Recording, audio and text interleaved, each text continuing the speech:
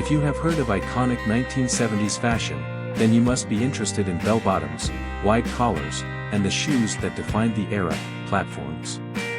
These old photographs capture a period of past history, a time when platforms were the official footwear of the 70s. So, let's take a journey back in time and explore the historical context of this iconic era. Platforms have been worn throughout history, serving various purposes. Greek actors used them to elevate important characters on the stage, while in the Middle Ages, they kept feet dry in wet conditions. However, it was in the early 1930s that the first modern platform shoe emerged, famously worn by Marlene Dietrich. Although it gained popularity among Beverly Hills elites, it didn't become mainstream. In 1938, the platform sandal made its debut, named the Rainbow, in honor of Judy Garland and her signature song from The Wizard of Oz. Salvatore Ferragamo, the creator of this sandal, was inspired by wartime rationing, using wood and cork for the sole. The platform disappeared during the 1950s but resurfaced at the end of the 1960s, a time of experimentation and pushing boundaries. By the 1970s, platforms have become a rage, with musicians like Kiss taking them to new heights.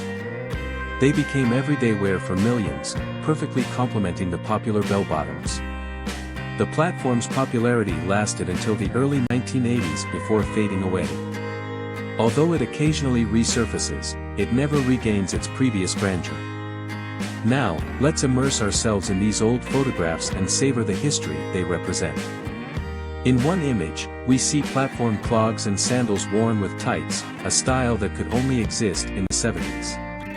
Another photograph captures the prevalence of platform sandals in high schools during that era. The 70s also saw the platform shoe embraced by black culture. While some extreme heights might be labeled negatively today, they were the look for urban African Americans back in the day. Even a self-defense guide from 1975 shows that platforms didn't hinder agility. Moving to Canada in 1978, platforms were still enjoying widespread popularity.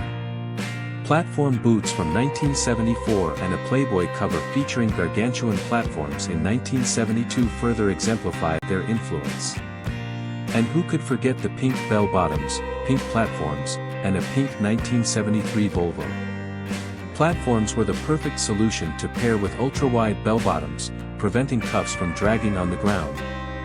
Even though some fashion choices, like white platform sandals with certain outfits, may be considered faux pas today, they were all the rage in the 70s.